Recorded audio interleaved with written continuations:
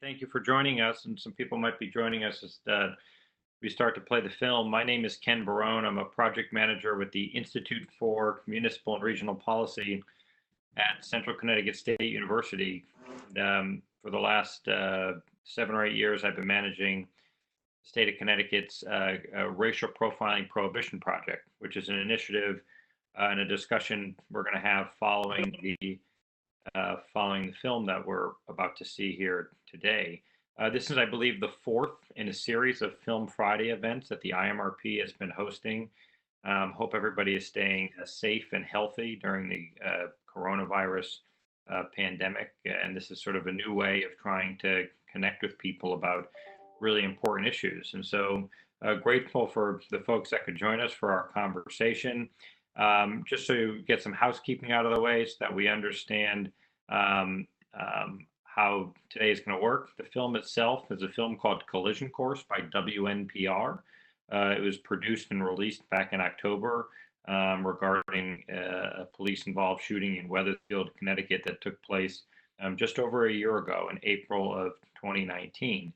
And following the 28-minute film, we will have a really wonderful panel discussion moderated by Simpson with a number of wonderful guests that are here to join us. As attendees, we're always grateful when you're able to participate. You can, during the course of our panel discussion, if you have questions, you can write them in the chat box and somebody will be monitoring them and feeding them to Stan so that you can participate and have your questions answered as well. So with that, so that we can jump into the film, I'm going to quickly turn it over to Stan Simpson, and then we'll get started with the movie. Yeah, thank you, Ken. I appreciate it. I think you're going to have a very thought-provoking film that you're going to see, documentary, and then a great dynamic conversation. So I won't take up too much time right now. We'll go right to the documentary. It's about 28 minutes, and then I think we're going to have a very dynamic conversation afterward. Look forward for you joining us.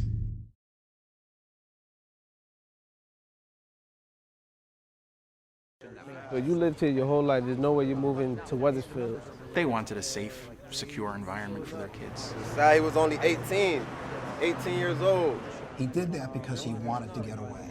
I'm not sure I understand what aggressive policing means. No one wants to say the words shooting. They had the highest opinion of his ability as an officer and as a human being. We can't just pick and choose which facts we want to believe. Let's start at he should not have died. I can't make any comment on that case.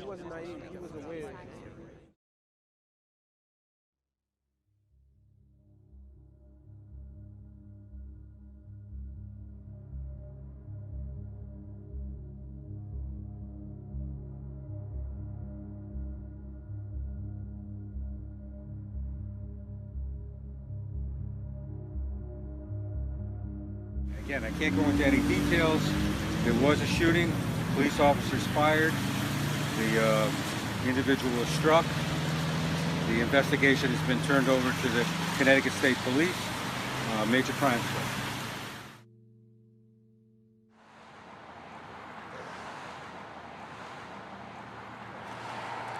Yo vine, cada rato vengo aquí. Tengo que pasar por aquí, imagínate. No es fácil para mí. ¿Entiendes? Pasar por aquí. Pero aquí fue en esta área fue el suceso de él.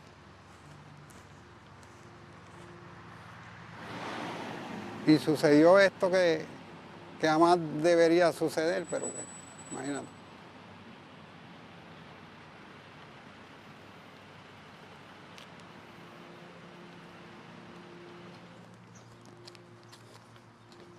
¿Qué sitio busqué yo para que pudiera, tú sabes, para que él tuviera una buena vida? Y mira. O sea, que vi que están pasando tantas cosas hoy día en Hartford que no, tomé una decisión de buscar un mejor lugar. Yo sé que alguien me dijo una persona me dijo que aplicaba para Wethersfield o en otro sitio, y yo conseguí este primero y apliqué aquí. Y de 8 a 9 meses, pues ya me dieron esta casa.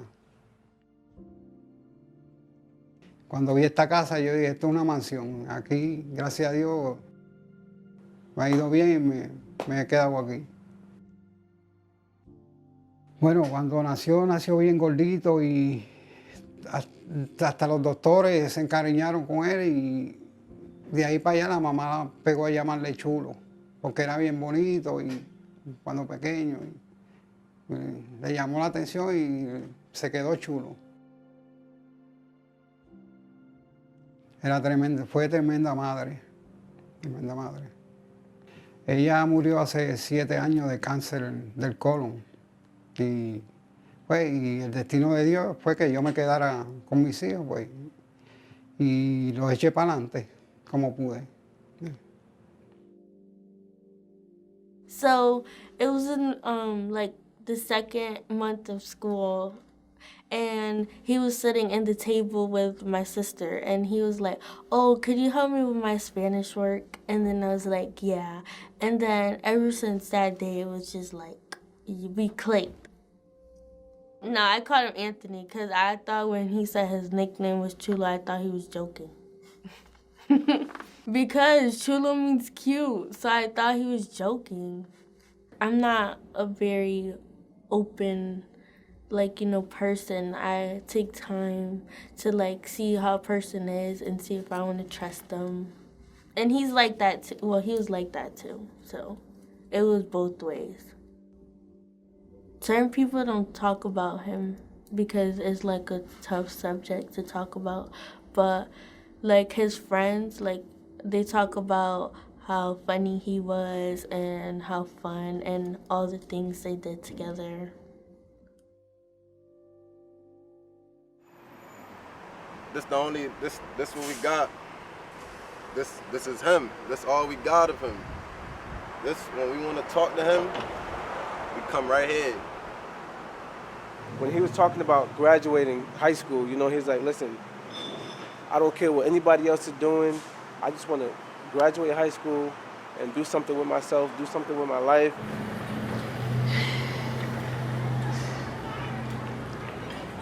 And I just don't know why this would happen to such a great kid.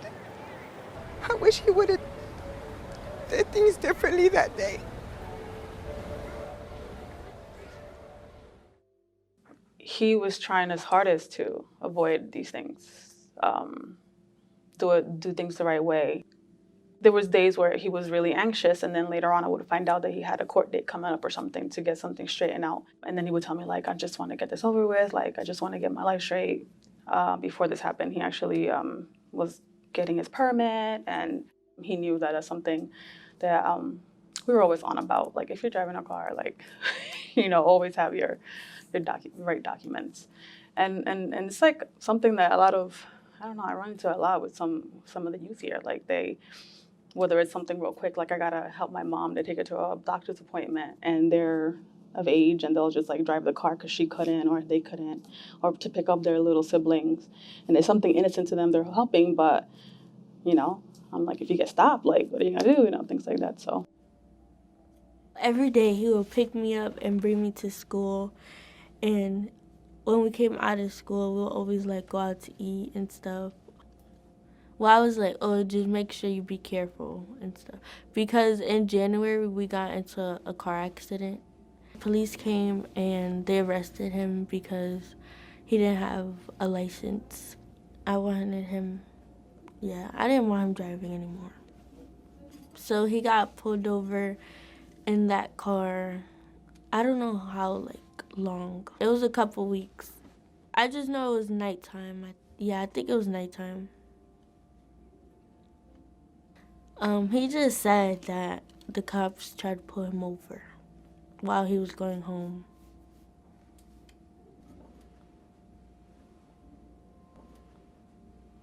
But I'm pretty sure he's afraid of being pulled over anyways because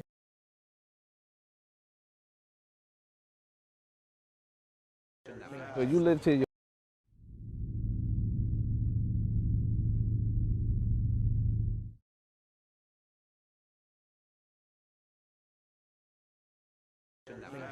till your whole life. There's no way you're moving to Wethersfield. They wanted a safe, secure environment for their kids. He was only 18. 18 years old. He did that because he wanted to get away. I'm not sure I understand what aggressive policing means. No one wants to say the words shooting. They had the highest opinion of his ability as an officer and as a human being. We can't just pick and choose which facts we want to believe. Let's start at he should not have died. I can't make any comment on that case.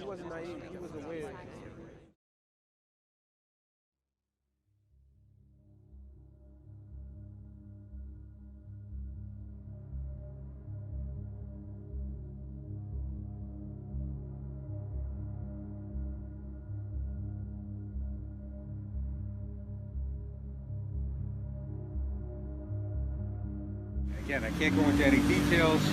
There was a shooting. Police officers fired. The individual was struck. The investigation has been turned over to the Connecticut State Police, Major Crime Squad.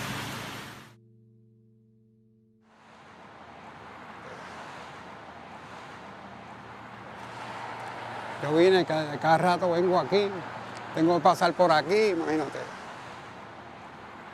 No es fácil para mí, ¿entiendes? Pasar por aquí. Pero aquí fue en esta área, fue el suceso de él.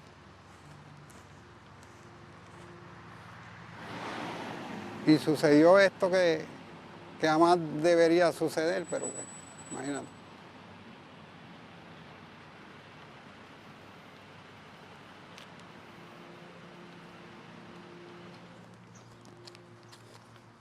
¿En qué sitio busqué yo para que pudiera, tú sabes, para que él tuviera una buena vida? Y mira. O sea, que vi que están pasando tantas cosas hoy día en Hartford que no, tomé una decisión de buscar un mejor lugar. Yo sé que alguien me dijo una persona me dijo que aplicaba para Wethersfield o en otro sitio, pues, y yo conseguí este primero y apliqué aquí. Y de 8 a 9 meses, pues ya me dieron esta casa. Cuando vi esta casa, yo dije, esto es una mansión. Aquí, gracias a Dios, me ha ido bien y me he quedado aquí. Bueno, cuando nació bien gordito y hasta los doctores se encariñaron con él y de ahí para allá la mamá pegó a llamarle chulo, porque era bien bonito y cuando pequeño. Y le llamó la atención y se quedó chulo. Fue tremenda madre, tremenda madre. Ella murió hace 7 años de cáncer del colon. Y el destino de Dios fue que yo me quedara con mis hijos, pues, y los eché para adelante como pude. So it was in like the 2nd month of school, and he was sitting in the table with my sister, and he was like, "Oh, could you help me with my Spanish work?" And then I was like, "Yeah." And then ever since that day, it was just like we clicked. No, I called him Anthony because I thought when he said his nickname was Chulo, I thought he was joking. Because Chulo means cute, so I thought he was joking. I'm not a very open, person. I take time to, see how a person is and see if I want to trust them.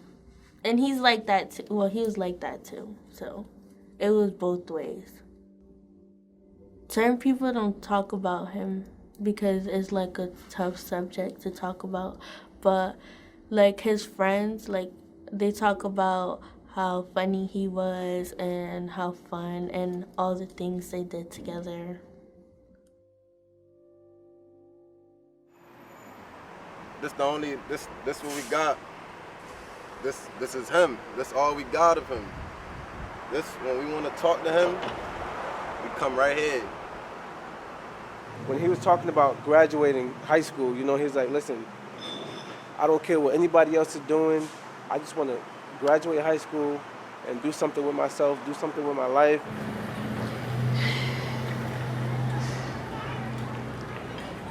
And I just don't know why this would happen to such a great kid. I wish he would have did things differently that day.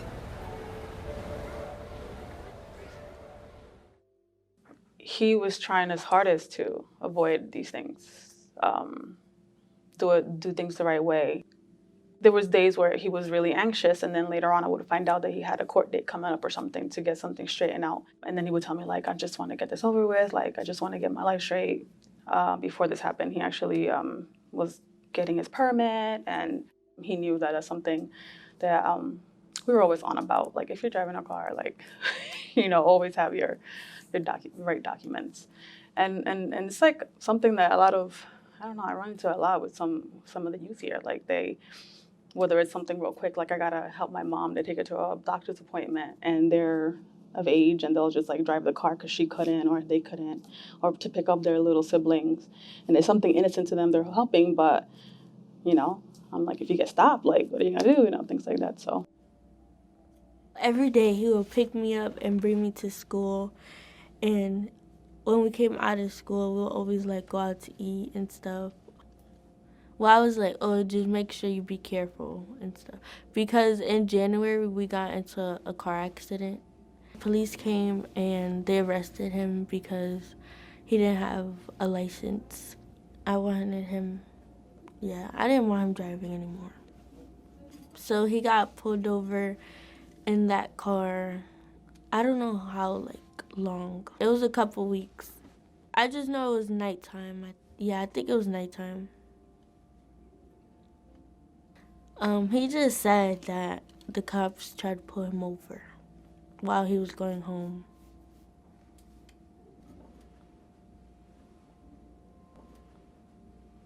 But I'm pretty sure he's afraid of being pulled over anyways because he didn't like dealing with the cops, so. When he didn't have a car, I actually gave him a ride home a few times, and we didn't go Silas Deane Highway, even though his house was one street over. But he said, listen, just go this way, it's easier, and then you stay away from, the main roads. You don't have to get into any contact with any police. You might get pulled over just because of who you are, His sister, his brother, they told him, listen, we're moving somewhere where it's a lot stricter than Hartford. That's one of the reasons why Wethersfield has the lowest crime rate of all 6 ring towns, is that we have, the police departments had a reputation of being aggressive, of stopping cars, of looking for criminals, of stopping crime before it even happens. What comes to mind when I hear Wethersfield immediately is that year over year for the last 4 years, there's been a state report that has shown that there are racial disparities in the police stops in Wethersfield. When they looked up for the reasons of all of the stops that the department did, of the top 3, the first was speeding, which is normal. The other 2 were equipment violations and issues with display of plates. What we're actually seeing is the suburban version of stop and frisk, pretextual stops that allow an officer to essentially stop black and brown people for the investigation of something further.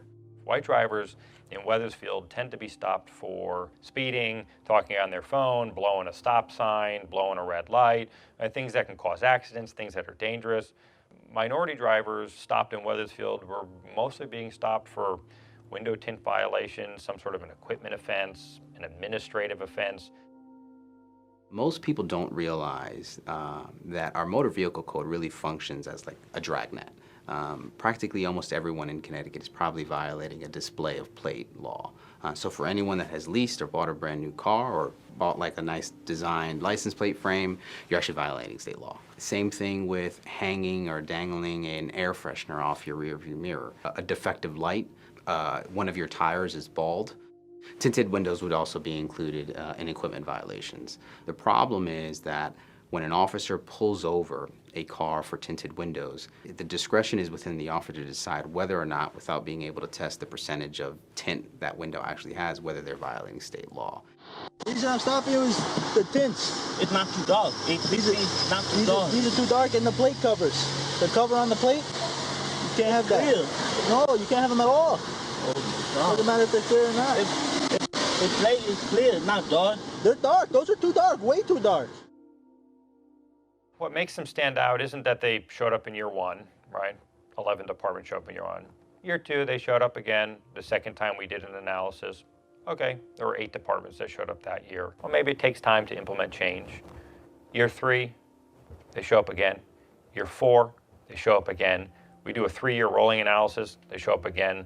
They're the only department out of 107 in the state of Connecticut that have shown up in every single analysis we've ever done across every single measure we've ever used. And they never really came to, I think, accept the ultimate conclusion from our research, which is that, there is a disparity. They're still talking, and they're talking circles. And the fact is that if you did an analysis based on IMRP's numbers, then it has to be flawed. What I'm saying is a lot of people in the South End of Hartford have to come into Wethersfield or maybe Newington to do their grocery shopping. Wethersfield is not the only community bordering a large major city, right? You've got Hartford, New Haven, Bridgeport. They all have white suburban towns that border them. And not that those departments and towns haven't been identified in previous studies. They just haven't been identified as consistently exceeding the thresholds we establish as Wethersfield has. Defensive, I'm just, because it's not true. We don't have any racial, any officers here that are racially profiling. If I did, I'd fire them. I don't want the grief or something like that. I don't like that. That's unfair. It's not right. It's unjust. What I can say is, regardless of intent of the police department, the outcomes show a racial disparity.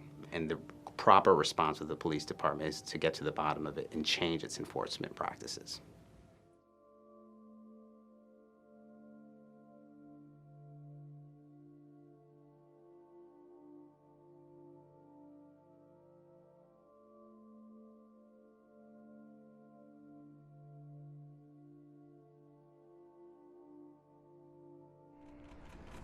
And so you have this ticking time bomb that they put on patrol here in this city.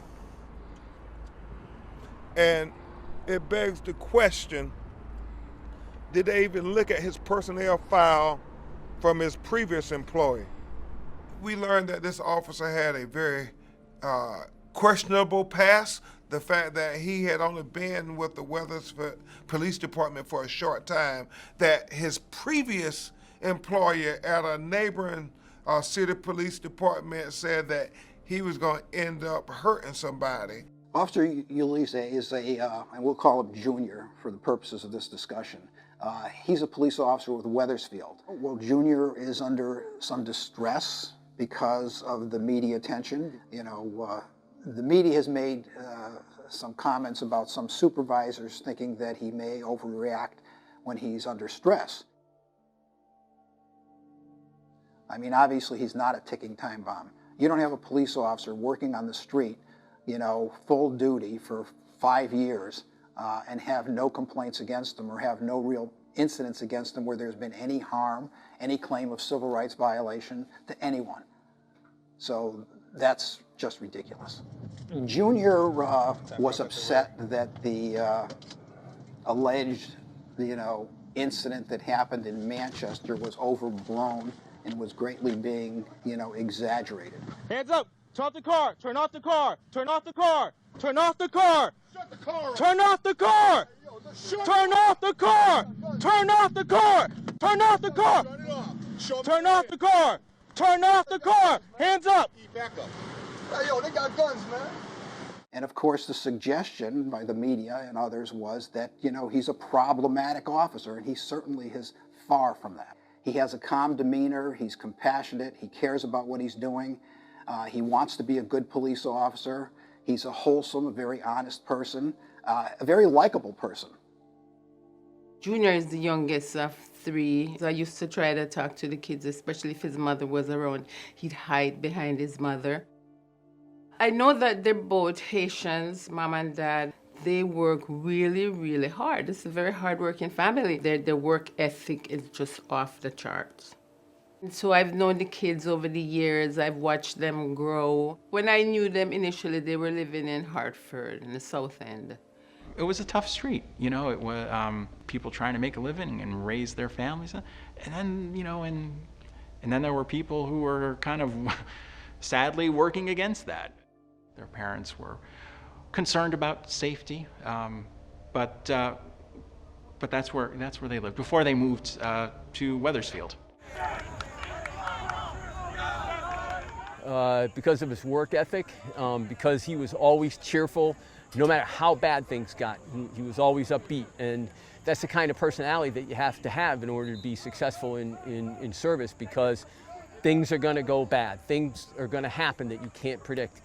The big change came in his high school years, where one could easily tell he was moving toward kind of being very serious now about the future, about what he wanted to do. When I found out that he had joined the service in the Air Force, I knew that he had done the right thing, and that they would be lucky to have him. I went to his graduation from the academy, and I said to him, remember, I know police have a lot of authority, and so when you stop somebody, please remember to be respectful. He said, yes, Miss Norma. They were given a warning about this officer's conduct under stressful situations, like a foreseeable traffic stop. Friday afternoon, he got into a little accident, so his headlight was messed up, and he was like, oh, I want to go out to eat. And I said we could walk there because it was near his house. He was like, oh, if you I'm going in the car, so if you're coming or you're staying, that I'm still gonna go. So I got in the car, and then so we were on our way there, and he took the wrong, he forgot to take a turn, and the cop came behind us. Well, yeah, we kind of were scared because we thought it was because of the headlight and stuff. We didn't really speak in that moment because we were scared. And Anthony was very scared. He was just looking around, and he was very quiet. I never seen him so worried.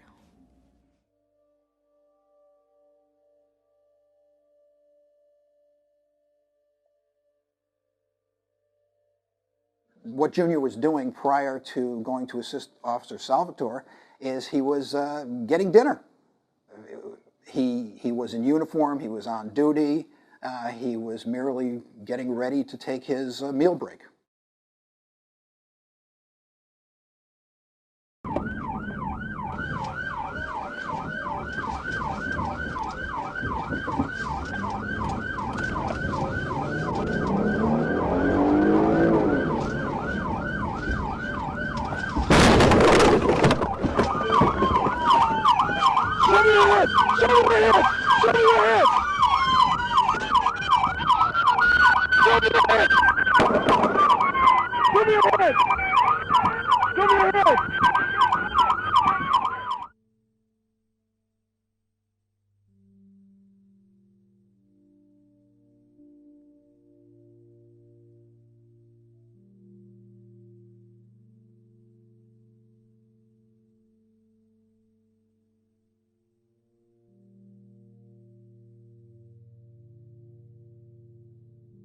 There was nothing wrong with the tactics. There is nothing in the use of force policy that would indicate that Junior, under these circumstances, did not use reasonable and justifiable force. You never know, because as Yogi Berra said, you can't take two forks, you got to take one of them. And sometimes when you don't have time to think about it, is it possible that he could have jumped out of the way? Yeah, it's possible that could have occurred. Is it possible that the car might have hit him and killed him? He did not make a conscious decision, okay, I'm in danger, I'm going to shoot. It happened like that. It was instinctive. Was it the right decision? We'll never know. If he was driven over, someone might say, why didn't you shoot?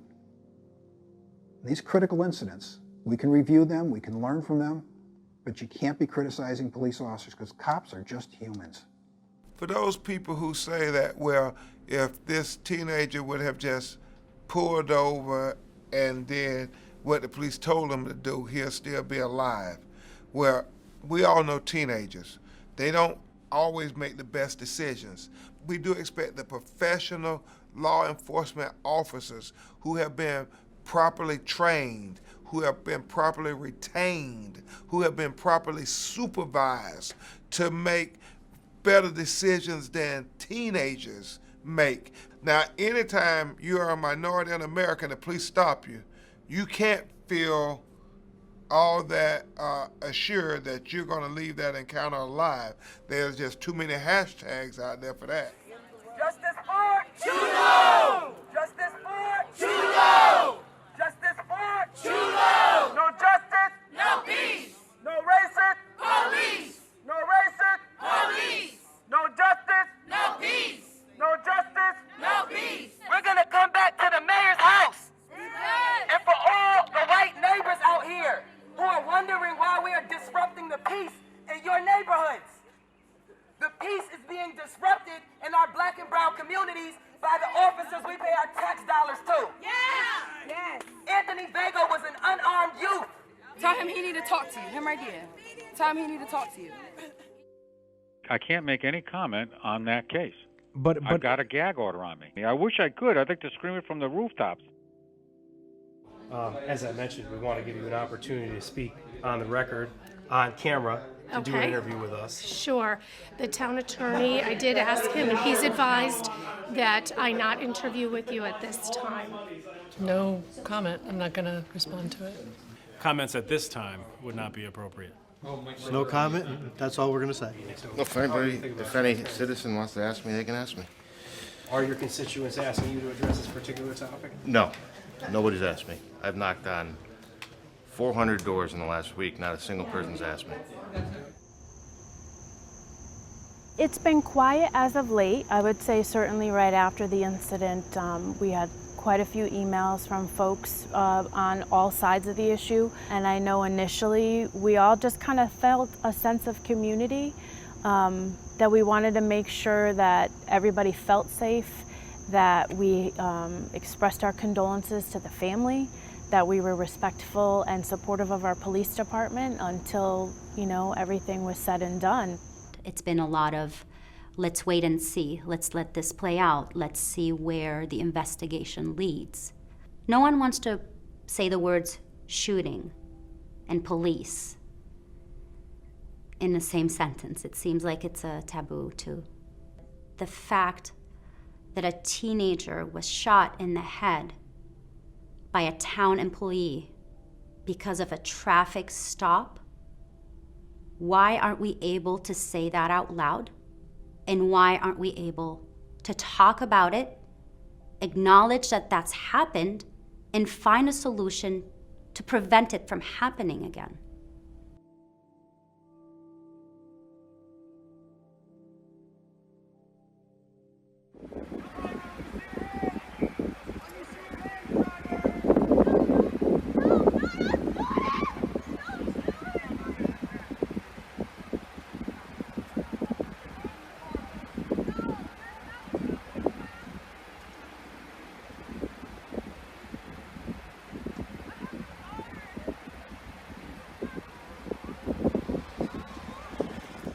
I'm gonna say like 5 or 10 minutes they left him in the car while I was telling them that he was shot and he couldn't move, like he was bleeding. Don't move your fucking hands! Don't move your hands! After they shot him, he like turned and gave me a look, and then that's when his eyes went back. Y al rato de eso, pues yo escucho patrullas por ahí. Y yo dije, algo pasó por ahí. Pero no le puse atención, entonces. Y como a la hora y media fue que mi hija vino y me dio la noticia. When I got to the hospital, it was like already, like I'm gonna say 11 at night.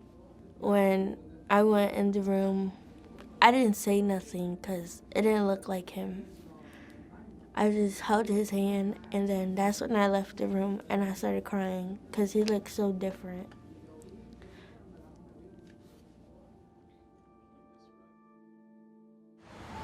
Cuando fui al hospital y que me permitieron verlo, pues, tacho.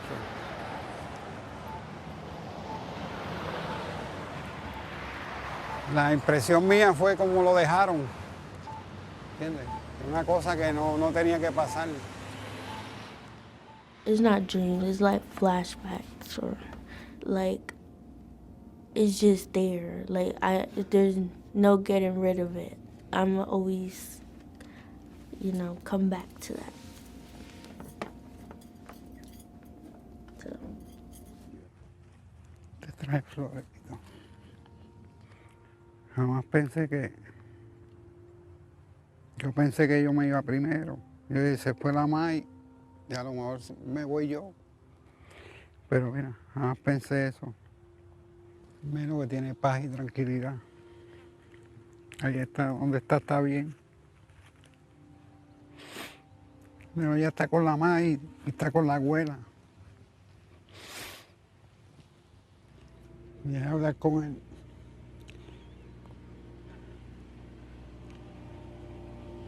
Que volviera, que me hace falta.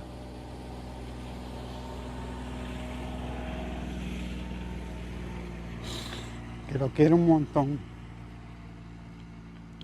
Que lo extraño mucho. Lo extrañaré.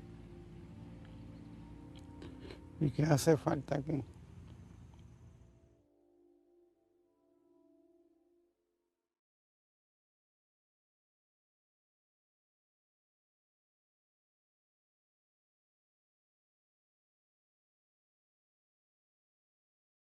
Does everybody hear me okay?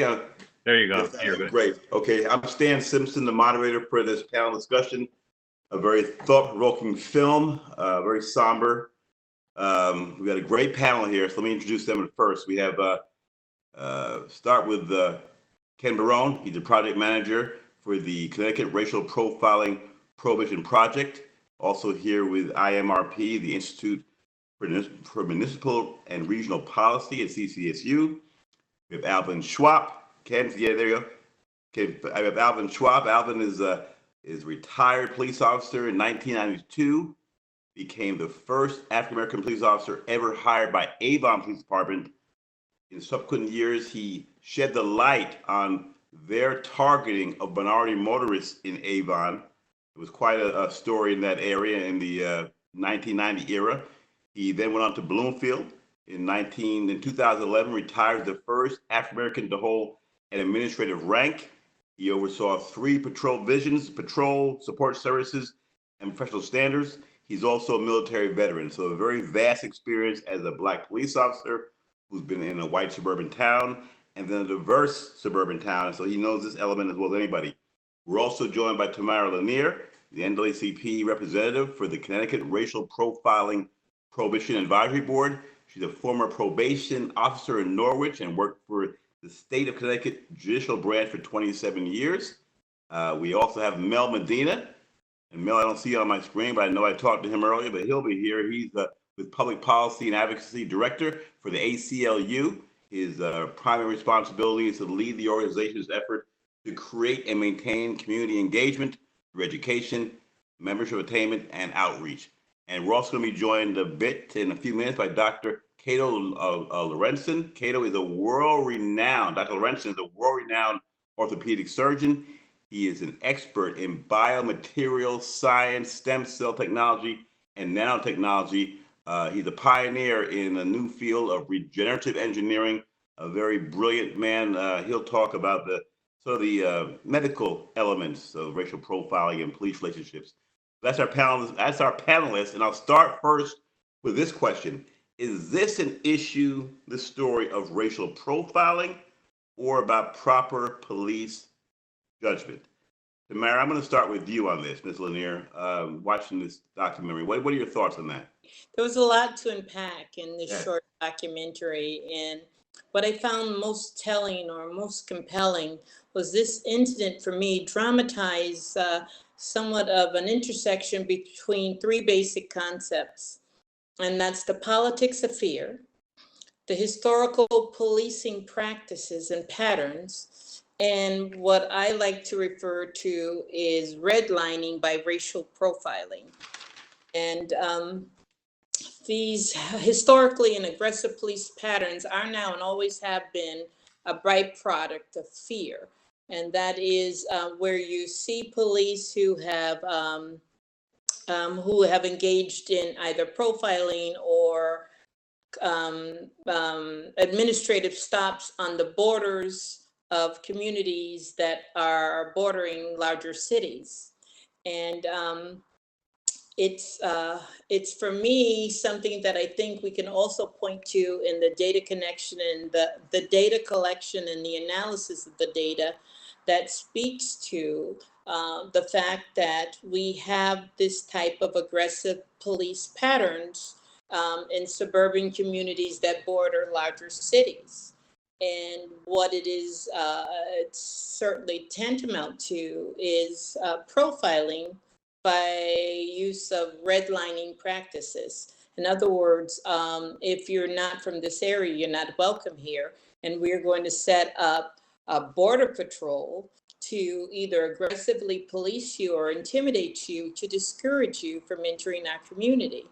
And so this practice it's discriminatory, it's illegal, and we have to put an end to it. So it's, for me, larger than racial profiling. It's a political process. It's a component of fear mongering and border patrol. And this young man fell victim to that, as we have heard articulated, not only by the chief of police, but also the politicians with their, I guess the best way that I could frame their responses was inhumane or devoid of sympathy for the circumstances. So this document, that it's a lot to unpack. There's a lot there, but you know, for me, what concerns me most is that we have the politics of fear. We have the racial profiling in police practices that are basically tantamount to redlining and disenfranchising minority motorists. Alvin Schwapp, you have a great extensive experience in policing. You've commanded officers, you've trained them. When you analyze a video, what do you see from a police standpoint? What by the book, and what, if anything, crossed the line? I've looked at a number of these since my retirement in 2011. I just based on my 19 years of police experience, I do have an ability to really zoom in on the heart of the matter and come away with what I think is an accurate analysis of the incident, not only in this shooting, but in others that I've seen throughout the country over the 9 years. And it is overwhelming, and it is exhausting. I quite frankly am tired of seeing it. As I look at this one, I can tell you from a very honest perspective that the stop was legit. And the actions of the officer known as Junior, I personally had no issues with his actions. You know, how he positioned himself, how he tried to get the attention of the driver, because you can't see to the tinted windows. So he tried to position himself in front of the driver with his firearm pointed, which is a very, direct message as to what the police are asking you to do, and there was still no compliance. So at the point in time that Chulo made a decision to accelerate towards him with that short window of time, in my mind, that was a justified shoot. And one thing that I would commend the officer on is his shooting was not reckless, and it wasn't over the top from the perspective of emptying a magazine. He shot twice, and then he stopped shooting. He didn't continue to shoot after the vehicle as it drove away, and then the vehicle came to a rest. So it's my first time seeing it. I've been out of state for a little bit, so I wasn't as well versed. But upon seeing it, I quite honestly did not have an issue with the shoot. And we appreciate your candor. That's why I thought it was very important to have you on here, because you are a very candid guy with that. So let me ask you this question. that because you can make the argument that the car attendant windows, the driver didn't comply, and there was aggressive behavior before the officer. The thing I found very compelling with this video is that 2 months before the shooting, a similar situation, the car sped away. It may have been the same car of Chulo, it may not have been him. The car sped away and the officer did not pursue. So that disparity in judgment I thought was fascinating. In one case, the officer chose not to fight, so to speak, let him go, had a license plate. In the second instance, the young man ends up dead. So can you explain that? I would take that, I would base that on time of day and the actual surroundings. So when you have someone who goes recklessly into the night on a midnight shift and there's nobody else on the road, and there's fewer officers on the road for backup, then sometimes you just got to know when to fold them. Okay, but now when you got someone on Silas Highway, heavily trafficked by pedestrians, by other motorists, during daylight hours, you have other vehicles there. I don't think it was a conscious decision of that midnight officer not to engage. I think he realized that the deck was stacked against him and he was just going to be wasting his time and trying to catch him at that point, and he decided it not to be worth it. But once Chulo made that decision to take off and that officer radioed in that now he was in pursuit and he happened to be there, Junior had an obligation to engage in that pursuit. All right, now there's a car coming towards him that actually spins out of control, and it's physically hit by the patrol vehicle. Now, most people at that point would just say, you know what, game over, this has gone way too far, and they would stop. And at that point, the continued escalation is what resulted in, the tragedy at the end. Because as we look at it from a perspective of what the violation was, by no means would I ever say, or should anyone with any sense or rationale say, it was worth this young man losing his life. It was not. But unfortunately, he escalated it to a position where it now became a felony act because now he was engaged in the actual attempted assault of a police officer with a vehicle, which could be a deadly weapon itself. So he just continued to escalate it, unfortunately, to the point where something small just snowballed out of control. Let me get Mel Medina with the ACLU and Ken Barone from Central Connecticut, the IMRP project. Thoughts about policy, because Dr. Schwapp explained that depending on the scenario, in one case, the car was stopped at night and fled, and so therefore the officer assesses the situation and says, does it make sense to engage in a pursuit of the situation? You can fight another day. In another case, it happens in the daytime, the car flees, but then runs into basically another officer who's on patrol, so therefore that officer has an obligation. What can you talk to us, Mel and Ken, about policy? There's a dichotomy here. If you're the family, you're saying, wait a second, how is it that one situation they walk away and there's no chase, and the next situation they're dead? Is there anything the ACLU and IMRP are discussing about policy and procedures? And Tamara, you can weigh in here as well. What's missing here? There seems to be a disparity in policies and procedures. Thanks, Dan. I think I'll start with context that I think is that you feel in this movie, and that is that Latinos living in Wethersfield are living in fear. What you heard of the father, what you heard of the girlfriend talking about Anthony's experience are people of color living in Wethersfield and living with fear, and specifically fear of the police. That's not my conjecture. That's like what's coming out in the video.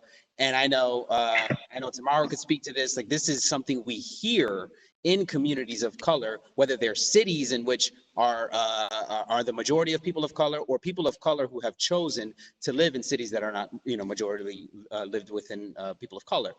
That context matters. Because when we talk about the role of law enforcement in our society, and I want to be really clear, right? I work at the ACLU and I come from a particular perspective, but my brother actually was a law enforcement officer for 20 plus years, a law enforcement officer of color. And so through his experience, I understand what it is, one, to be an officer of color within the institution of policing, and also understand what it means for an officer of color to put on that uniform and try to do that job. In terms of why that context matters is law enforcement have to understand that their job, their power is feared by a specific segment of our population that's tied to a history of structural racism in our society. Whether we're talking about housing policy, economic policy, policy in our laws, these are systems in which people are responding in fear to the belief that they are under attack by government. So it's not just a simple traffic stop. It's a traffic stop that in the life of a person of color is tied to layers and a history of discrimination, of fear. So your original question was around what are we looking at here in this video? And for me, I think it falls on the center point of discretion. We have given law enforcement absolute power in their role to make determinations about who to target, how to keep the public safe, and that power has to be checked. And there has to be a discussion about how discretion is used. It is unacceptable that a traffic stop, whether it be for a bad plate or a defective equipment or for a tinted window, ends up in death, let alone ends up in a pursuit. And in the video, what we saw, while I have a deep respect for Alvin, we're talking about a pursuit on a rainy day in the middle of traffic. It's actually not good for public safety to engage in a pursuit, because what we know about young kids is that they're acting out of fear, and there's a lot of anxiety. I don't think that Anthony woke up in that day saying, you know what I'd love to do today? I'd love to get chased by cops. That's not how people operate in their life. And so the other thing I'll say is policy actually matters. Since that video was released, the state's attorney, Gail Hardy, had since cleared that officer in that shooting, because in terms of your specific question on policy, Connecticut's use of force law is problematic, because the use of force law in Connecticut only judges the moment in which an officer decides to use that force. So what was analyzed in the decision not to press criminal charges against that officer was, at the point in which that officer placed himself in front of the vehicle, was he in danger? Well, if he hit the gas pedal, yes. But that question should actually be, what were the multiple steps that were taken by the law enforcement agency that put that officer in that scenario? And did he violate any policy that resulted in the unnecessary death of a person? Connecticut does not have a use of force law that goes that length, that does that wider picture of what actually happened here.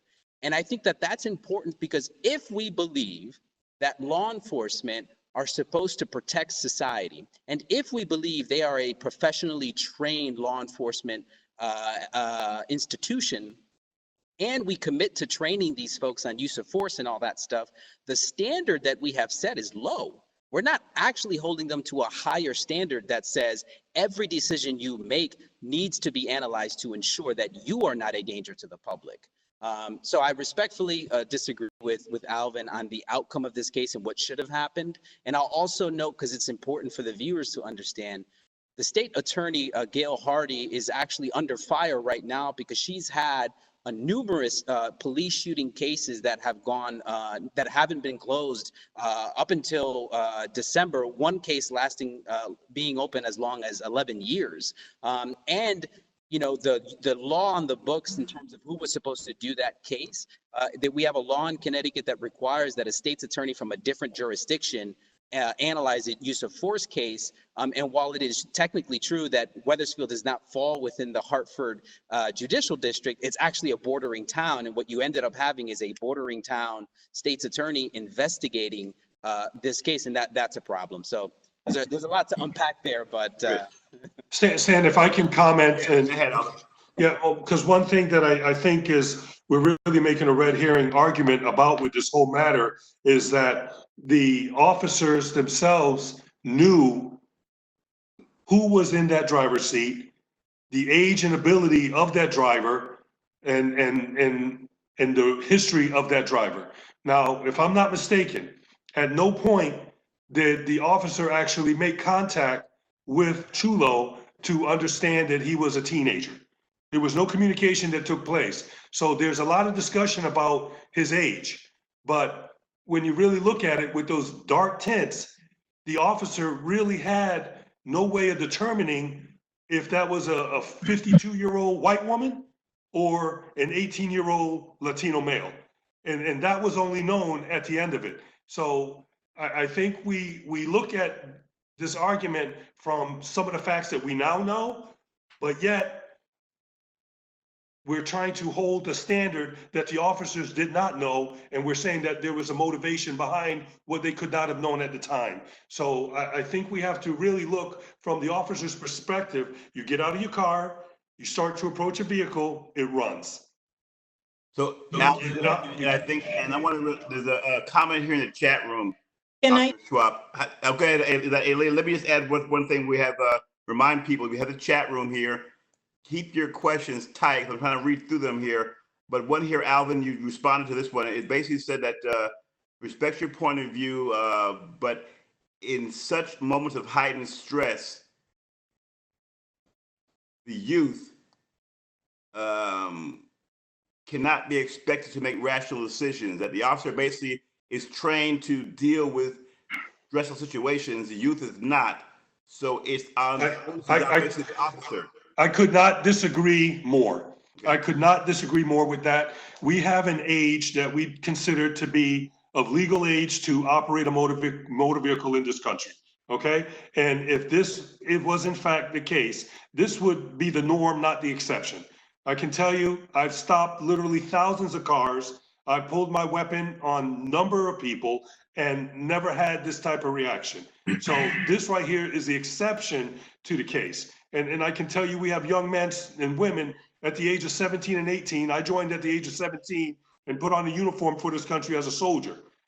So I had the judgment and ability, as does thousands of 17-year or 18-year-olds serving right now, to understand what's expected of them when authority approaches them. So we cannot talk about the judgment of young people as if they don't have it, don't possess it, or this would be a rampant situation. Can I? So I'll just leave it at that because I don't want to monopolize the discussion. Can I just chime in? Build on the point. Well, let's go with this, Tamara. Let's go with Ken and then Tamara, because I haven't gotten Ken, then Tamara. Let's go that way. Thank you. So thank you, Stan, and thanks, Alvin, for your perspective. I think one of the things, again, if we step back, that we try to, a little bit about what, I was talking about in the film that I think is important to remember here is I do take Alvin at his point that, you have a car with tinted windows, an officer that doesn't get to approach the car, and he gets out of his car, he walks towards the car, and the car takes off. And so what's the likelihood that law enforcement knew who was driving the car? I understand that point, and it's well taken. I think one of the things I think makes this incident so problematic in my mind is the degree to which we have identified Wethersfield since 2015, which was 4 years before this incident took place, as a department with a culture for using certain types of offenses as proxies for race. And so although I understand that, right, it might be challenging to understand the race or ethnicity of a driver, based on all of the research we've done and the number of reports we've put out specifically on Wethersfield, what we've found is that they're what might otherwise be termed profiling by proxy, right? And so their heightened level of enforcement in and around the border of Hartford, and the chief has been very honest. I mean, I've had a number of conversations with him where, why are there so many officers in and around the border of Hartford? Well, that's where crime and accidents are. Okay, so we went back and looked. Well, no, not really. I mean, your biggest crime issue in Wethersfield is shoplifting and other larceny-related offenses, and they weren't happening in and around the border of Hartford. Okay, well, maybe it's motor vehicle accidents happening, in the northern part of Wethersfield near the border of Hartford. No, that's not where your traffic accidents are primarily occurring. Well, maybe it's traffic volume, right? There's just more cars up that way, and so police have to place more resources in and around the border of Hartford and towards the northern ends of the Silas, Deane Highway and Berlin Turnpike. So when we when we looked at the volume of traffic, we weren't finding that it correlated with police presence. When we looked at calls for service, maybe that part of town has more 911 calls. And so what we found is a department that has a culture of using low-level administrative and equipment-related offenses as a way to stop cars the closer you get to Hartford. And although you're right, oftentimes in window tint violations and certain administrative offenses, we don't know the race of the driver initially, right? The department has long had a culture of substituting certain violations with an assumption that a particular race, gender, or age might be involved in that, might be driving that car. And so it's a tough one. For me, you watch the incident, and the question we have is was this incident preventable? And certainly there's blame to go around, right? The individual shouldn't have run. The police officer could have let him run and dealt with him later, right? I mean, there's a whole bunch of Monday morning quarterbacking that could have occurred in this incident that may have had a different outcome. I sit back from the perspective of having analyzed data for this department and 106 others, and have consistently found a department that is significantly more aggressive, particularly to their Hispanic and Black community and the community that borders them. And so the question I come back to is would the outcome of this have been different if the culture of the department was different? There's no way of knowing that, right? I mean, we don't know if we take this same exact incident and place it in a department that wasn't identified by our research, would the outcome have been the same? It might have. But that still lingers. That questioning of what could have happened still lingers. And what's the trauma that has been inflicted long-term on this community because of a history of targeting individuals that live in and around Hartford, the south end of Hartford. So that's all. Go ahead. Tamara, you had something? Thank you, Ken. Tamara? And real quickly to Ken's question and sort of a follow-up to Mel's, was this tragic event preventable? And I say yes.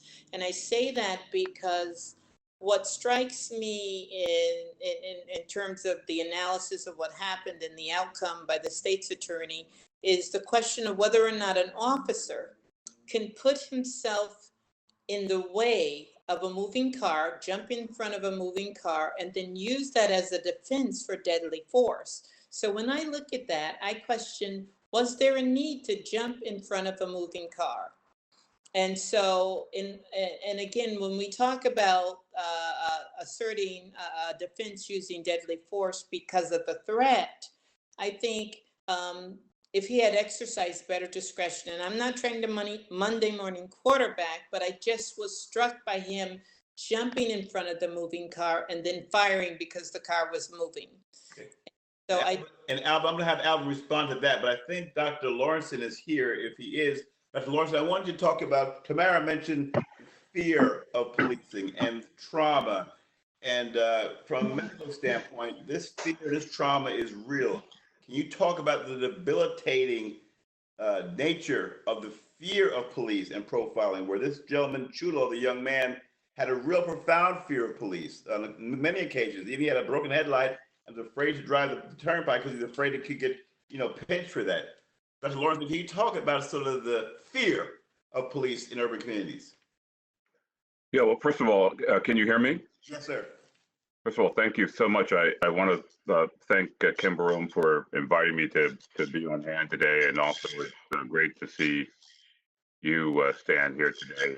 And so, let me say I've heard a number of things, and I guess the point I'd like to make is one has to understand the context in which Black and brown people are living in their neighborhoods.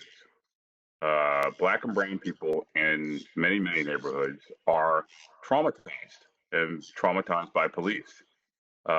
Many are undergoing what some believe to be called a post-traumatic stress disorder. In fact, some of the health disparities that we see can be linked to the post-traumatic stress disorder that that people feel directly from racial profiling. We just recently completed a paper that was published to the Journal of Racial and Ethnic Health Disparities, which talked about the 6 ways in which racial profiling actually has health effects.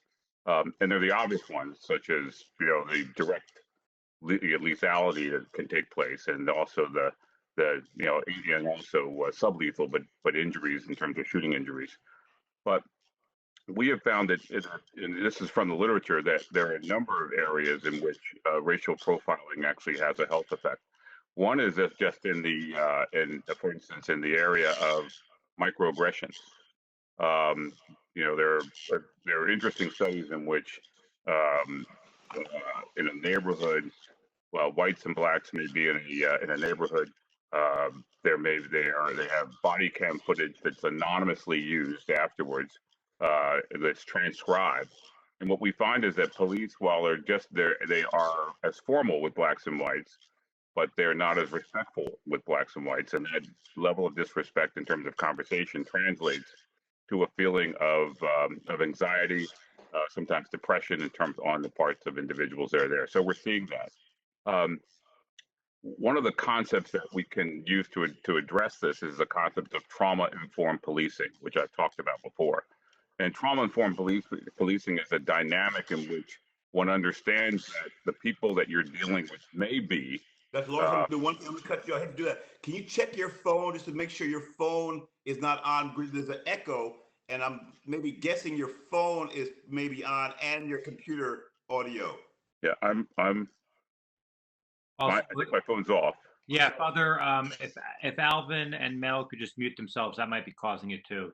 Okay, everybody mute. I want to make sure you can hear Dr. Laurencin clearly. Right. Sorry, sir. Go ahead, continue. And so the concept is that, and I heard Mr. Schwapp and I, discussed a lot of these areas, and I really enjoyed a lot of his conversation on these different points. But we're now living in an age where, all across the area, that we have to have a greater depth of understanding of what people are going through in terms of working with them in terms of life.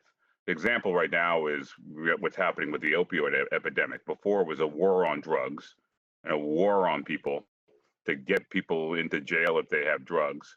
And now let's understand people. And now that we understand people, we are now looking at how do we, as an opioid epidemic, and we're treating this as a problem that we have to survive, and it's partly our fault in terms of what's going on, and how do we do that? And instead of going to jail, they go to a drug court and then they're released. Instead of go on probation, they have drug coaches that actually help them in terms of drugs.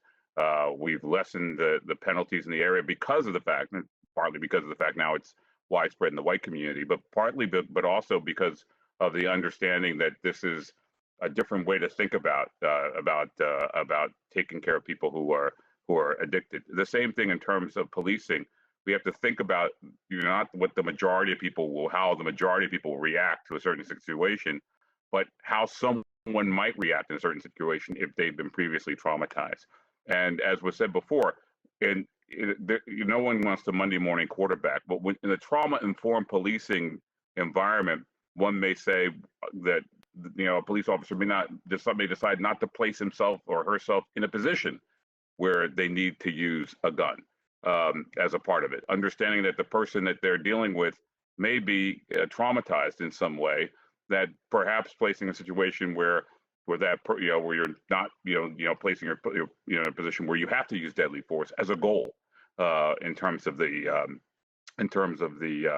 objectives, and understanding that there is that issue of trauma-informed policing that takes place, where that would be one of the results, that one would try to understand this person may not be in that that 2/3 one standard deviation of individuals, that person may be an outlier, and that may have been traumatized and may be traumatized by the system that's taking place.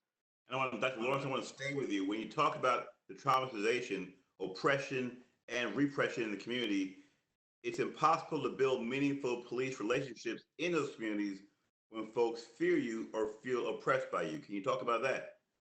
Well, it's true. I mean, it's true. Yeah, we've been. I'm on the racial profiling prohibition task force, and I've been enjoying my time there. And we're now at the point where we've got a lot of parity across the state in terms of different police forces. And I'm happy to see that parity is taking place in terms of in terms of disparities. But the one question is, where does that leave us? Where are we right now?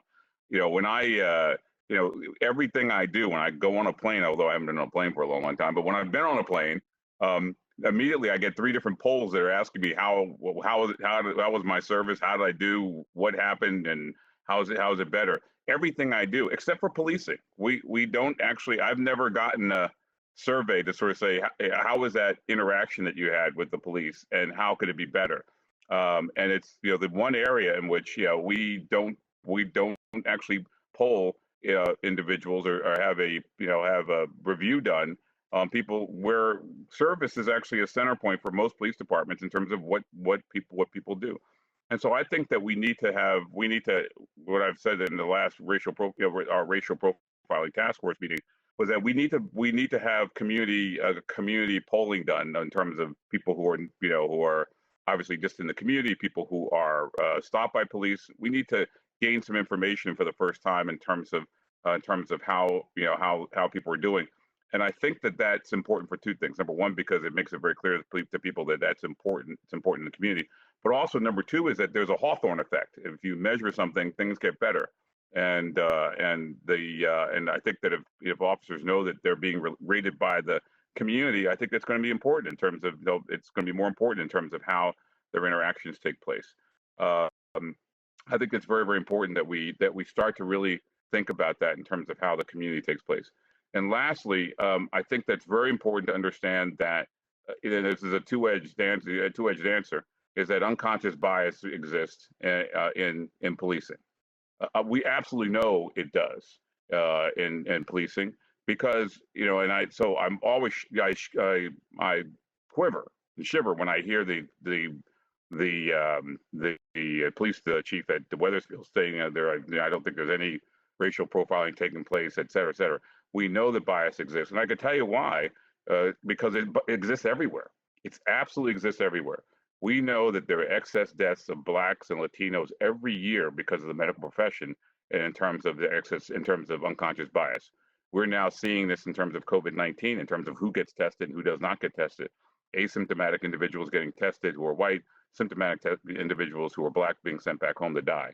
So we know that's happening already. I just looked at another example that took place in terms of, they talked about redlining, but the whole reverse redlining era that took place where Blacks and whites would come into and Latinos would come in to get a loan, the same score, same FICO score, same everything, and of course now everyone's admitted it, and so they've already done the settlements. And then Black and brown people were sent to get subprime loans that had balloon payments, and that they could not. Interestingly, they did not have repayment clauses, so they could not pay them back once they were told that they had a bad loan. This was taking place. So we see this everywhere: medicine, law. We see it in finance, and so we see it in policing. And so we need to make sure that we're all on the same page, that it exists, and that we have to find ways to fight it. Because if we don't, then that's a big hurdle, I think, for the community in terms of moving forward. Right, and thank you for your comments. Candor is so important. This issue, it's important to have candor and honesty. We had a very difficult time getting anyone from a police background to come on because they just, they were squeamish about talking. So I will go back to Alvin Schwapp and remind people who are listening. Alvin is the guy who I've known for 20 years, and why I thought he'd be great because of his perspective. I want you guys to remember, this guy was hired as the first Black officer in Avon in 1992. Only Black officer in the department. He shed the light on the racial profiling that the Avon police were doing in Avon. And Alvin, I want you to talk about that. Here you are, the first Black guy in the department, and you see they're engaged in these discriminatory practices targeting Black and brown kids coming from Hartford to Barkhamsted. The Barkhamsted Express, they call it, and they were directed by their supervisor to pull those Black and brown kids over coming across the border. So your perspective is so critically important. you talk about what you consider to be garden variety racial profiling, real sort of tried and true experience in Barkhamsted and in Avon. And yes, it is very, very, it's real, okay? And it continues to happen today. And I do applaud Ms. Lanier. I'm sorry to cut you. What was that like? The only Black officer there, for you to have to really shed a light and say, hey guys, you're engaging in discriminatory practice that became front page news. What was that like for you, your life during that time? We had to kind of call them out for it, probably. Well, it was very challenging, but fortunately, although the direction was given, the vast majority of my colleagues were at the patrol level, such as myself, and they had ethics amongst themselves, and they knew what right looked like, and they didn't engage in any lawful or unlawful direction because they knew the conduct was unlawful. What percentage of your peers did engage? I'm hearing an echo again. Maybe we should all mute. I'm hearing an echo in my ears. Maybe we should all mute, except for Alvin. Alvin, what percentage of those officers did engage, and what percentage said, "Hey, this is wrong"? I'm not. I think the only one that was partaking in that practice at the time that I arrived, because it was a practice that had existed before my arrival, but I believe the only one that still was partaking in that practice was the supervisor himself. What kind of backlash did you have? Well, I had a lot of support from the officers on the department. Most of my backlash came from those of rank, and that backlash in and of itself wasn't one in where I felt threatened in any way for my safety or for my job. It was coming from a military background, and it just was very disappointing in me to associate a uniform with expectations of ethics and selfless service, and to not see that at the highest rank within the agency. So the bias and bigotry came from the leadership ranks, not the rank and file. Exactly. Yes. Yes. Tamara, what do you think about that? Avon, were you around the Avon situation when Alvin Schwapp blew the whistle on Avon? Were you around back then? You look kind of young to me. I know you're a young lady, so I don't know if you're around back then. I'm glad to hear that he had the support of his peers, because traditionally what happens is the way the whole department usually falls on you and you have no support and they turn against you. When I talk to other people in law enforcement who've tried to be the whistleblower, so to speak, they felt that their safety was in jeopardy because they did not have the support of their peers. So, his experience is certainly unique in that regard, but it is not a comfortable or a pleasant place to be. It takes courage, it takes certitude and fortitude. And, just by your going through that, I respect you even more as a person. I don't know you personally, but I respect you as a person. Go ahead, Tamara. The other point that he was making in terms of being that whistleblower, it's the culture is so thick that there is nowhere to go. Not only in leadership, not only even in this case, we see it where the city council, the mayor, everyone went silent. So it's a real lonely space to occupy, usually by yourself. And there's all of the agencies that are there to protect you, to support you, turn a deaf ear. So it's, like when I say I commend you, I say that with all the sincerity that I could possibly muster, because it's a lonely journey. It's a difficult place to be. And obviously you survived and you've gone on to thrive. So I'm very, and hopefully at some point I'll get to know you personally, but I admire what you've done. And that was a service to the community, to the Black community, to the Avon community, and to the state as a whole, because when you do make those assertions and you break through and the light is shined and that light of truth creates change, everybody benefits. So that was a service that I think the whole state benefited from. It showed great courage. Mel and Ken, I want to bring you in for a second. Let's talk about measurables. What's happening on the policy front? Ken, you're on the front lines in really delivering these reports each year, highlighting what departments aren't doing well, what departments are improving. Talk to us about that aspect to it. And Mel, I want you to piggyback on after that. I have another question, but I don't want to load up too many questions. The other being that the officer here was Haitian, a black male. So while we talk about racial profiling, traditionally it's a white male and someone of color. Can you talk about the institutionalization of policies that could be biased? I threw two questions at you. Shouldn't do that. Ken, talk about what's happening on the IMRP front and data and trends. Sure, and then I'll kick it over to Mel. We've been at this, folks that are listening may or may not remember the Barkhamsted Express incidents that occurred in the 90s, followed incidents that occurred to Senator Alvin Penn, who the law is named after, where he was pulled over by law enforcement in Trumbull, Connecticut. He lived in Bridgeport and felt as though he was profiled, and so that had been very well documented in a number of pieces.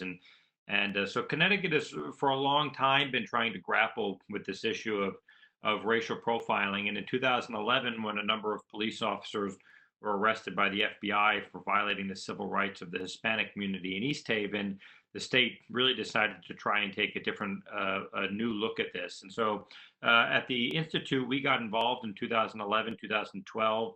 There was a fairly new administration at the time that said that we needed to rewrite the racial profiling law and try and bring it into the 21st century. And so we put together an advisory board to a number of folks that are on this today are participate in.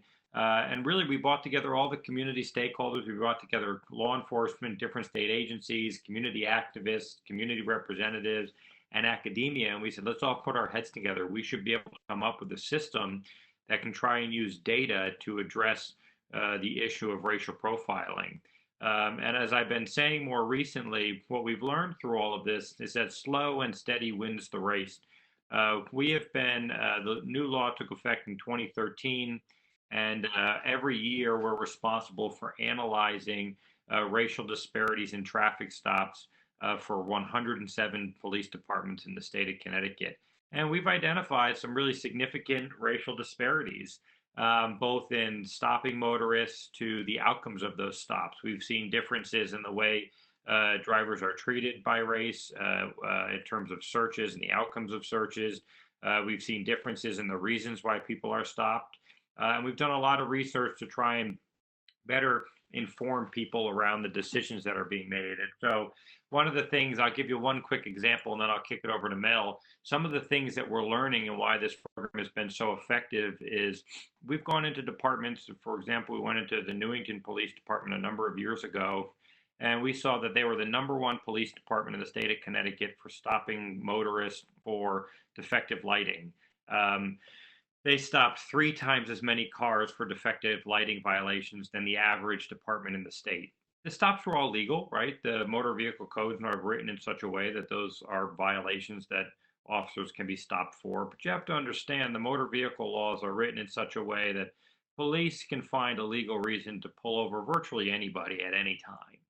And so when we had a conversation with the department about the high number of stops for this particular reason that was particularly impacting the Black and Hispanic community driving through their town, the department administration shared with us that it was part of their roving DUI patrol. They send officers out there during peak drinking hours, and they ask their officers to find reasons to stop motorists so that they can interact with them to determine if they've been drinking. And so for a long time, that's the type of violation that officers would use. And it served 2 purposes. One is the officer could interact with the driver.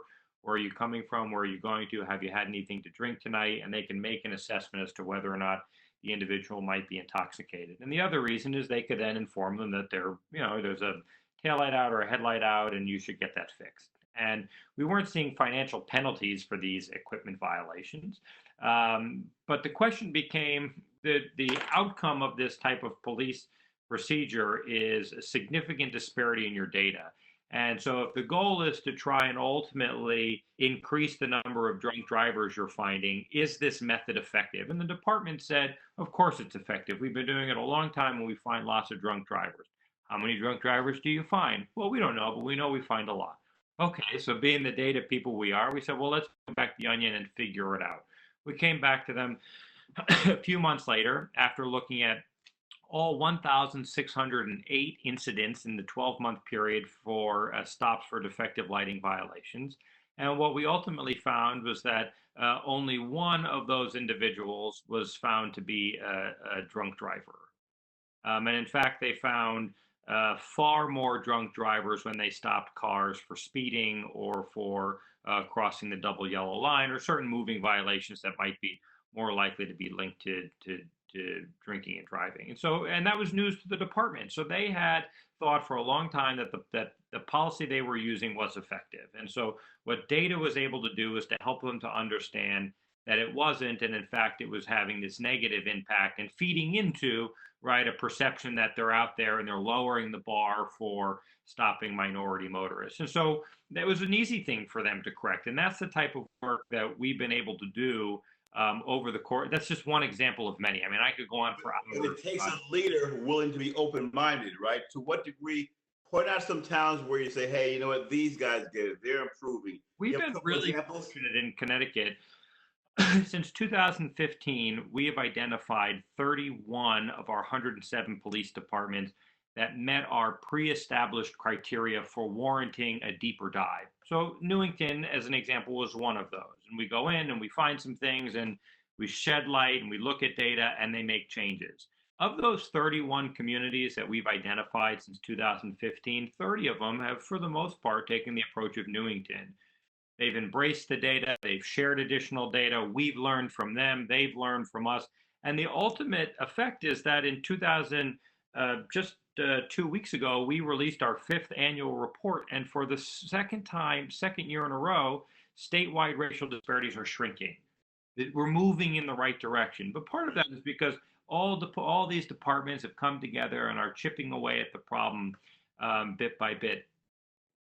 The one department, all right, I said 30 out of the 31 departments we've worked with have embraced the process, have embraced the data, and have tried to find ways to make improvements based on what we're seeing. The one exception, and I don't think we've been shy about this, has consistently been Wethersfield. And so, again, we come back to this really tragic incident, and it happened in a community that for a long time we had been saying there are issues. And the response from the department repeatedly when we went to them was, your data is wrong, your analysis is wrong, you don't know what you're doing, we don't have a problem, we don't have bias here. And so it's been frustrating, I think, from our perspective to have such positive interactions with so many police departments around the state who have really seen the importance of embracing this, and to have the one outlier community and then to have this tragic incident occur, in the same time has been really disheartening. Before we go to Mel, I felt very fascinating with Wethersfield. You had the mayor who was sort of saying, no problem here. And then you had the councilman saying, no problem here. I've talked to 400 doors. No one's bringing that to my table. I thought those were very interesting comments from leaders in the town. So in Wethersfield, you've got not just a leadership problem, you may have a community embracing. Well, we have to remember too, in Wethersfield, right, the 52% of all the drivers stopped in Wethersfield last year were Black or Hispanic. This is a community that's 93% white. Right. Okay, and the vast majority of the people that are stopped didn't live in Wethersfield. The vast majority of them likely came from Hartford. And so the issue isn't impacting the people that live there. And you might have a culture where you have a department that is reacting to what the community's looking for. The community might have a fear of the people from Hartford. And so that transcends to where the police focus their time. And Mel Medina called it the suburbanization of stop and frisk. Mel, you can close things out. How do you deal with community that maybe wants this kind of policing? And how do you deal with the policing? You have a two-edged sword here. How do you deal with it from an ACLU standpoint? I think it goes back to with what Tamara opened us up with a discussion about a politics of fear. There is no policy or law that you can pass that gets at the root of underlying fear in communities that are making assumptions about a group or class of people based on, identifying factors that are protected under our state constitution and U.S. Constitution. Like that's a deep-seated, rooted problem. What we try to do is have honest conversations about about people admitting bias, and that it exists, going a step further and you know, talking about the history of this country and how laws have been created, and that there is embedded in our legal institutions and our state, local governments, systemic racism that exists in policy, in law, and you know, regardless of intent of those policies, the outcomes are showing a disparity, and we need to deal with them. I think Connecticut can move forward as it relates to Wethersfield by taking discretion out of officers' hands. I think for us to move forward in a way that makes sense, the first thing is to acknowledge that pretextual stops in a motor vehicle context is essentially stop and frisk. What we've learned is happening in New York. It's the stop and frisk, but happening in a motor vehicle. And what's actually happening in that interaction is law enforcement are, you know, use some kind of minor offense, usually defective equipment that we know from IMRP's report is usually defective equipment or something like that, as a way to understand, you know, as a way to discover, you know, whether there's a suspicious criminal activity. But that kind of law enforcement perspective assumes there is an us and there is a them, and that there is criminal activity and people who are, you know, people who are in our community to inflict harm. And when you talk about a community, to Ken's point, that's 93% white, and then you have right next door a community of color, and that all of the enforcement is happening on that border, what we're really talking about is a politics of fear that are ultimately driving policing. I think one way we can tackle this issue is by revisiting the Connecticut Motor Vehicle Code and really getting rid of all of these low-level discretionary stops that ultimately aren't necessarily needed. Getting rid of the law that says, you know, hanging something from your rear view mirror is a reason to get stopped, or having a ball tire, or a license, or the tinted windows thing. I mean, I think these are all statutes that are used as a way to get law enforcement's foot in the door that ultimately we should just remove and take that discretion out. All right. Along those lines, we had a question in our chat room, and I want to close that with Andrew Clark, our director here. The question was, why not, since this motor vehicle stop was really a misdemeanor, why not just have a policy where if the car flees, you had a license plate number, just go ahead and pursue it another day? Alvin Schwapp, I'm going to assume you're going to say that you could do that, but in this case, the car came into the radar of the other officer. That's what really caused this problem. The officer didn't really chase the guy per se, but he ended up fleeing and then came into the radar of the other officer. But go ahead and answer that question if you can. Okay, one thing that we have a law on the books, and it's called the misuse of a registration plate. Okay, so you can get a registration plate from any vehicle. You can steal a registration plate, you can find a registration plate, and you can place it on your car, and you can drive, and it makes an officer believe that the car is registered. It makes anyone believe that until you run the plate. So now when you run that plate, and that plate comes back to Martha Jones in Mystic, Connecticut, and you have Mr. Chulo driving that vehicle in Wethersfield, Connecticut, it comes back to a Ford Fiesta, and he's driving an Infiniti, then going to go mess with Miss Jones in Mystic is not going to help you find that guy, because that was a misuse of plates. So we can't just let that go. And one thing I'd like everybody to understand is that at a lot of times when you're dealing with motor vehicle stops, they actually form the basis of solving much bigger crimes. And I like everything Ms. Lanier said, and Dr. Laurencin, and Dr. Laurencin, especially what you said, because I have aspirations of one day becoming the chief of police. And I guarantee you, if I do, the one thing that will occur is going to be some type of climate survey on the performance of officers for any department I run, because we need that feedback. It's critical, and it keeps officers on point. But one thing I want to mention, what Ms. Lanier said, is why didn't he get out of the way of the moving vehicle? We don't know what's going on in that vehicle. You don't know if there's a domestic going on in that vehicle. You don't know if someone was just recently assaulted. You don't know if there's drugs in there. You don't know if someone's kidnapped. So I ask you, if there was a kidnapped baby in that car, and that cop got in front of that windshield and demanded for that vehicle to stop, and that vehicle decided not to stop and instead move forward towards the officer, and that officer fired 2 rounds and killed the person driving that vehicle, would we be as concerned knowing that there was a baby in the back of that vehicle? Now, hypothetical, that's not our circumstances, but this is what the point I'm trying to make is that officer doesn't know what's going on in that vehicle until he or she gets to assess and actually have a conversation. All they can go by up until that point is the actions of the driver. Alvin, here's another question. I think I know the answer to this, but here's the other question. Why does it have to be lethal force? Why does the officer have to shoot in the window? Why couldn't the officer take out a tire and just disable the vehicle? Well, we are not trained to kill, but we are trained to stop the threat.